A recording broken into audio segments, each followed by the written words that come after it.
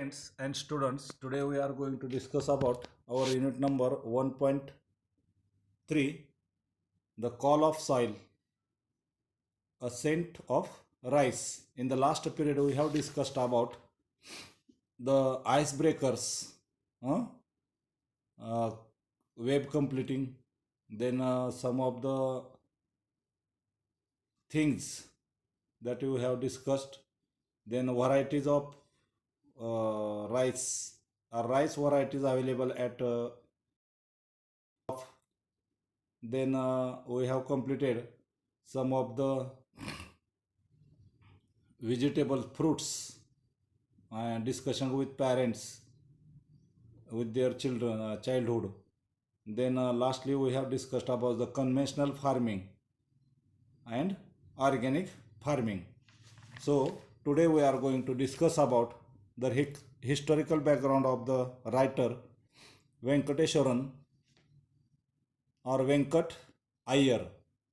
Venkat Iyer born on 1966 and Venkateswaran or to in short we call it Venkat Iyer is a science graduate. हे यांचा जन्म जे आहे ते व्यंकट अय्यर किंवा व्यंकटेश्वरन, टोपण नाव व्यंकट किंवा व्यंकट हे नाव, पण मूळचं व्यंकटेश्वरन. जन्म यांचा 1966ला झाला. तर व्यंकटेश्वरन म्हणजेच Venkat Iyer is a science graduate. तर ते सायन्समधून विज्ञानमधून ग्रॅज्युएट झालेले आहेत. And a certified project management professional. तर ते एक मॅनेजमेंट प्रोफेसर किंवा प्रोफेशनल सर्टिफाईड आहेत प्रोजेक्टचे. He last worked with IBM in Mumbai as a project manager for software implementation. तर IBM या कंपनीमध्ये त्याने मुंबईमध्ये प्रोजेक्ट मॅनेजर म्हणून सॉफ्टवेअरच्या इम्प्लिमेंटेशनसाठी काम केलेलं आहे. After 17 years in the IT industry, जवळजवळ 17 वर्ष त्यांनी इन्फॉर्मेशन टेक्नॉलॉजीमध्ये, IT म्हणजेच इन्फॉर्मेशन टेक्नॉलॉजीमध्ये काम केलं, वर कार्यरत आहेत. He quit in 2004 to live on his organic farm in Peth village in Dahanu taluka, Palghar district, Maharashtra. तर त्यांनी 2004 पासून एक सेंद्रिय शेती करायला सुरुवात केली. कुठं? पेठ हे त्यांचं मूळ गाव, पेठ विलेज, आणि डहाणू तालुका आणि जिल्हा पालघर, महाराष्ट्रामधलं. तर यांनी एक सेंद्रिय शेती करायला सुरुवात केली आणि त्यामध्ये मग भाताच्या परंपरागत जे आलेले आहेत, म्हणजे ट्रॅडिशनल म्हणू आपण त्याला, कन्व्हेन्शनल ज्या जाती आहेत त्याची शेती करायला सुरुवात केली. हिज बुक मूंग ओव्हर मिसक्रॉप कॉपी, his books Moong over microchips traces his transition from techie to farmer. तर त्यांनी एक पुस्तक त्यांचं प्रदर्शित झालं, मूंग ओव्हर मायक्रोचिप्स. आणि मग त्यामध्ये over a period of 15 to 17 years, जवळजवळ 15 ते 17 वर्ष त्यांनी त्यात काम केलं आहे. It was not a career change, तर करिअरमधला बदल म्हणून नाही, तर but a lifestyle change I was looking for. जीवनशैली जी आहे त्यातला जो बदल आहे त्याच्यासाठी त्यांनी ते सुरुवात केलेली आहे. He says about his decision to shift to quieter environs of a village. तर आपल्या पर्यावरणाच्या ज्या बाबतीतल्या ज्या काही गोष्टी आहेत त्याचा डिसिजन त्यांनी घेतलेला आहे बदल करण्याचा. ही इन्सिस्टेड, आपल्याला त्याने आग्रह केला आहे, on practising organic farming from the outset. तर सेंद्रिय शेती आरोग्याला कशी उपयोगी आहे याच्यासाठी आपल्याला त्यांनी आग्रह केला शेतीकडं, सेंद्रिय शेतीकडे वळा म्हणून. Result in spite of numerous challenges which he faced. आणि ही शेती करताना त्यांनी अनेक चॅलेंजेस, अनेक समस्यांना तोंड दिलं आहे. Today not only does he deliver lectures on organic farming? सध्या ते फक्त सेंद्रिय शेती याच्यावर लेक्चर देत नाहीत, तर but also he joined hands with organic farmers. तर सेंद्रिय शेती करण्यासाठी शेतकऱ्यांच्या बरोबरीनं त्यांनी सहभाग सुरू केलेला आहे. अँड NGOज म्हणजे non government organisations working in organic field to propagate organic farming to ensure that the land at least is not ravaged. नाश. तर जे रासायनिक शेती केल्यानं शेतीचं पोत जो आहे तो कमी होतो, किंवा शेतीत रासायनिक शेतीमुळं रासायनिक खतांमुळं शेतीचं नुकसान होतं. तर त्यासाठी त्यांनी काय केलं आहे की नॉन गव्हर्नमेंट ऑर्गनायझेशनच्या संघटने करून ऑर्गॅनिक फील्ड टू प्रोपागेट म्हणजेच सेंद्रिय शेती याचा प्रचार सुरू केला आहे. ऑर्गॅनिक फार्मिंग टू एन्श्युअर काय की ensure that the land at least is not ravaged. किमान जे आता जी जमीन आहे, आतापर्यंत रासायनिकमुळे नुकसान झालं ते झाले, आता तरी होऊ नये हा प्रचार त्यांनी सुरू केला आहे. While they try to make living out of agricultural. Out of agriculture. तर शेतीचा विनाश होऊ नये यासाठी त्यांनी प्रयत्न सुरू केलेले आहेत. तर आता आपण पेज नंबर जे बघत आहात तुम्ही 26. तर ॲक्च्युअल टॉपिकला सुरू करतोय आपण. त्यापूर्वी तुम्हाला हा टॉपिक कशाविषयी आहे तर थोडक्यात काय तर भाताची किंवा आपल्याला मातीची साद म्हणा, म्हणजे कॉल ऑफ सॉईल म्हणजे मातीची साद, आणि अ सेंट ऑफ राईस म्हणजे तांदळाचा सुगंध, आणि मग फर्स्ट क्रॉप पहिले पीक. तर तांदूळ हा जो आहे कन्व्हेन्शनल म्हणतो आपण, परंपरागत आलेला. तर त्या तांदळाच्या जाती त्यांनी कशा आरोग्याला उपयोग आहे सेंद्रिय पद्धतीनं, आणि जे उत्पन्न म्हणजे चव आणि सुगंध यासाठी तांदळाच्या वेगवेगळ्या जाती वगैरे यांनी जुन्या ज्या आहेत त्या शोधाशोध करून जुन्या जातीची कशी कन्व्हेन्शनल ट्रॅडिशनल पद्धतीनं कसं शेती करता येईल याविषयी हा टॉपिक दिलेला आहे. म्हणजेच या टॉपिकमध्ये त्यांनी काय सांगितलेलं आहे तर भरपूर तुम्हाला भाताच्या सुगंध जाती आणि कोणकोणते भात आपल्याला सुगंधी आहेत, किंवा भात म्हणू तांदूळ म्हणू आपण, की ते सुगंधी जात वगैरे त्याच्या कुठल्या आहेत याविषयीचा हा टॉपिक आहे. तर आता आपण सेंट्रल आयडिया बघितली. आता पेज नंबर 26 ॲक्च्युअल टॉपिकला सुरुवात करूया. The call of soil, a scent of rice, मातीची साद आणि तांदळाचा सुगंध. द फर्स्ट क्रॉप, पहिलं पीक. तर इट वॉज एप्रिल 2004, की 2000 साल चा एप्रिल महिना होता हा. I stood in the middle of the lush green field of moong green. तर मुगाच्या भरघोस वाढलेल्या हिरव्यागार शेताच्या मधोमध रायटर उभा राहिले होते आणि सभोवती सगळीकडं पाहत होते. लुक्ड अराउंड मी म्हणजे सभोवती पाहत होते. तर लश ग्रीन तर हिरवी गर्द असं मुगाची शेती ते पाहत होते. It was just before sunrise, अगदी सूर्य मावळण्याच्या पूर्वी टायमिंग जो आहे तो. The sky was turning bright orange, तर आकाश जे आहे ते आकाश सोनेरी तांबूस असं दिसत होतं. द ग्राउंड वॉज डॅम, म्हणजे जमीन ओलसर दमट वाटत होती, damp. The leaves were shining with dew, दवबिंदूने अशी पानं त्याची चकाकत होती. My feet were muddy, bare feet अनवाणी पाय, माझे तिथं अनवाणी पाय चिखलाने भरलेले होते. As I walked around gingerly very cautious or careful, अगदी काळजीपूर्वक मी चालत होतो. काय बघत होतो? इन्स्पेक्टिंग द प्लांट्स, त्या रोपट्यांची वाढ कशी झाली वगैरे हे आपलं चालत हिंडत बघत होते. अराउंड मी, माझ्या भोवती, were rows of chikoo trees, चिक्कूची झाडं होती. And below a dense foliage of moong. तर foliage leaves of a tree or plant. तर हिरवी गर्द असा अर्थ होतो त्याचा. मुगाची हिरवी गर्द अशी खाली घनदाट अशी म्हणजे दाट असे मूग होता. ॲट दॅट पॉईंट, त्या क्षणी, I could not have asked for anything more. मी काहीच कुणाला विचारलं नाही त्याच्यानंतर पुढं काय. The moong plants not more than 2 feet tall.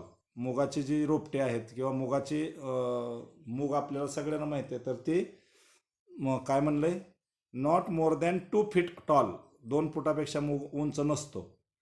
Had green pods hanging out. तर त्याला अशा पॉड्स, पॉड्स म्हणजे शेंगा, त्या मुगाच्या शेंगा 2 फुटापेक्षा उंचीच्या झाडावर किंवा त्या आपण रोपट्यावर म्हणून शेंगा लटकत होत्या. शेंगा अजून पिकलेल्या नव्हत्या, म्हणजेच the pods were not yet ripe, म्हणजे अजून शेंगा पिकलेल्या नव्हत्या. And there was a light fuzz. तर फजचा अर्थ फज ग्रोईंग ऑन देम, अजून पिकायला वगैरे टाईम होता. There was still some time before the harvest, काढणीला वगैरे पिकायला अजून टाईम होता. I felt एक्सहिलरेटेड. एक्सहिलरेटेड म्हणजेच खुशी. मी अगदी एक्सहिलरेटेड म्हणजे भांबावून जाणे असा अर्थ होतो. तर मला अगदी खूप. I stood watching the sunrise above the towering trees across the fence. वरच्या एका फेन्स म्हणजे कुंपण, त्याच्या बाजूला असं सूर्य मावळतीला जे आहे I stood watching the sunrise. Sunrise सूर्य उगवताना दिसलं. Above the towering trees across the fence, कुंपणाच्या बाजूने असा सूर्य उगवताना दिसतोय. And slowly made my way back to house. मग मी हळूहळू घराकडे निघालो. A white structure in the middle of this greenery. तिथे एक पांढरासं स्ट्रक्चर हिरवीगार जाच्या मध्ये दिसलं. I could not believe that I was the owner of this land. मला खात्रीसुद्धा नव्हती की मी ह्याचा मालक आहे म्हणून. And that I was looking at my first crop as farmer. तर त्यांनी नोकरी बिझनेस सोडून, एक मॅनेजर म्हणून सोडून, हे पहिलं पीक त्यांनी स्वतः आणलेलं होतं. First crop as a farmer, शेतकरी म्हणून पहिलं पीक त्यांनी आता मुगाचं आणलं होतं. After I had paid the advance money for the land. पुन्हा मी काही जमीन खरेदीसाठी पैसे भरले. I thought I would have some time to get familiar with farming. आणि आमच्या घरातल्या बऱ्याचशा मेंबर्सना आम्ही शेती करायला लागलो. But more, page number next बघा. Farmer after I had paid advance money for a land. पुन्हा अजून काही जमिनी खरेदीसाठी मी पैसे भरले. I thought I would have some time to get familiar with farming. आणि मला कुटुंबासमवेत शेती करायला सुरुवात केली. बट मोरूदादा, म्हणजे आता ती जमीन घेताना, मोरूदादा कोण आहे, तर जमीन घेताना एक ब्रोकर, म्हणजे आपल्या भाषेत एजंट म्हणा, दलाल म्हणा, तो होता. The broker who got us the land, त्याच्यामार्फत आम्हाला शेती मिळाली. हॅड अदर आयडियाज, शेतीत पुन्हा इतर विचार आणले. He was keen that we plant moong at once, की त्याला वाटायचं म्हणजे मूग लावावेत. I was not prepared for this. मग मी मूग लावायला काय तयार नव्हतो. I was still reading books. मी शेती घेतली आणि आता पुस्तकं वाचून शेती करायची असं ठरवलं. Reading the books and trying to figure out what we could sow. So म्हणजे तो वाचून काय पेरायचं हे मी ठरवत होतो. And how we should go about it, आम्ही तिथपर्यंत कसं पोचायचं याचा प्रयत्न चालू होता. Morudada was quite firm. मात्र मोरूदादा फर्म होता की काय. He said season was right for sowing moong. मूग पेरणीसाठीचा सीझन आहे तो. And best seeds were available in Surat in the adjacent state of Gujarat. Adjacent म्हणजे जवळच. सुरत हे गुजरातच्या जवळच असणारं ठिकाण आहे, तिथं मुगाचे चांगले बी अवेलेबल किंवा आहेत किंवा मिळतात. I made a quick trip to Surat. मी सुरतकडं ट्रिप काढली बियाच्या शोधात. And bought around 10 kilograms of moong. 10 kilo मुगाचे बिया आणल्या. Morudada rented his tractor to plough the land. मोरूदादाचा ट्रॅक्टर होता तो रेंटेड म्हणजे भाड्यानं शेत नांगरायसाठी घेतला, नवीन शेती घेतलेली. अँड क्विकली प्लॅन्टेड मूग ऑल ओव्हर द प्लेस. आणि सगळीकडं बिया, मुगाच्या बिया पेरल्या. अ फ्यू डेज लॅटर, काही दिवसानंतर, we were overjoyed to see tiny green leaves. हळूहळू मूग उगवून आले आणि ते रोपं पाहायला आनंद वाटायला लागला, रायटर म्हणतात. आय हॅड नेव्हर सीन मूग ग्रोईंग बिफोर. याच्या अगोदर मूग उगवताना मी कधीच पाहिला नव्हता. And was thrilled at the site. ते दृश्य सगळं उगवलेलं पाहून मला खूप थ्रिल्ड, आनंद वाटला.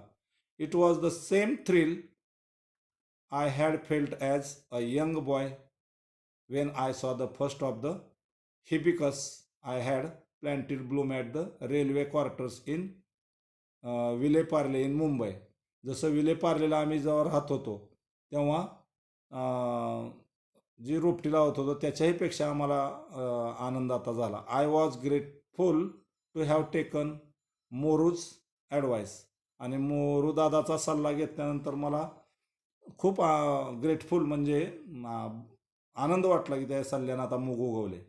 The next thing Moru dada wanted to do was spray some pesticides on the plant.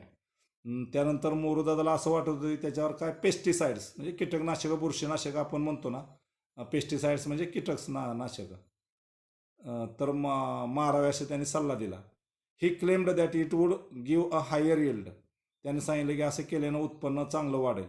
This was something we did not want to do. पण आम्हाला मात्र असं हे पेस्टिसाइड्स काय मारावं असं वाटत नव्हतं. We were clear that we would not use any chemicals. आम्ही सरळ सांगितलं की कुठलंही रासायनिक काय वापरायचं नाही. And try to explain it to हिम.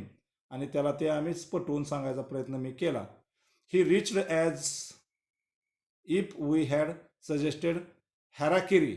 हॅराकिरीचा अर्थ बघा, a formal way of killing yourself by cutting open your stomach with sword. तसं नाही केलं तर त्याच्या लक्षात आलं की formal way of killing your self, स्वतःचं नुकसान अशा अर्थी. त्यानं सांगितलं तसं तुम्ही जर नाही मारलं तर स्वतःचं नुकसान होईल. It took a lot of convincing to ensure that Moru Dada and his friends did not use any chemicals on the farm. Change attitude of mind. मनाची अवस्था बदल की केमिकल मारायचे नाहीत असं त्यांना पटवून द्यायला सुरुवात केली रायटरनं. They refuse to understand how crops could grow without spray. आणि मग हे रासायनिक मारल्याशिवाय पिकाची कशी वाढ होईल असं त्याने टाळायला लागले. त्यानंतर contrary to what everyone had told us. त्याचबरोबर आम्हाला इतरांनी असं सांगितलं, नेचर डिड हर जॉब. निसर्ग त्याचं काम करतो. And she needed no bribes to get the work done. तर त्याचं कामात ती काय चुकत नाही. Soon it was harvest time. आता काढणीचा वेळ आला. And we manage to manage respectable 300 kilograms. आणि आम्हाला त्यातनं 300 किलो, 10 किलोचा 300 किलो मूग झाला. अँड ऑफुल लॉट ऑफ मूग. भरपूर मूग आता उत्पन्न मिळालं. अँड विथ म्हणजे 10 किलोला 300 किलो म्हणजे 3 क्विंटल मिळालं. आणि इतकं उत्पन्न पहिलंच ह्यांच्या आयुष्यात मी रायटरच्या शेती घेऊन काढलेलं. And with it a lot of confidence. आणि त्यामुळं रायटरला काय झाला, भरपूर आत्मविश्वास आला. नाव आय वॉज सर्टन. रायटर म्हणतात की आता मला खात्री झाली, द लँड वॉज फर्टाईल. जमीन सुपीक आहे. And that it was possible to grow crops without chemicals. आता केमिकल शिवायची शेती करायची ह्याचा कॉन्फिडन्स वाढला. It was a major moral booster. आणि आमच्यासाठी तो एक नैतिक आधारच होता. मग पुढं द सेंट ऑफ राईस म्हणजेच काय सांगितलं मी तुम्हाला, तांदळाचा सुगंध. The first year I was late for the rice sowing season. पहिल्या वर्षी मी भात पेरणीसाठी लेट झालो होतो, त्यामुळं भात पेरला नाही, मूग पेरला.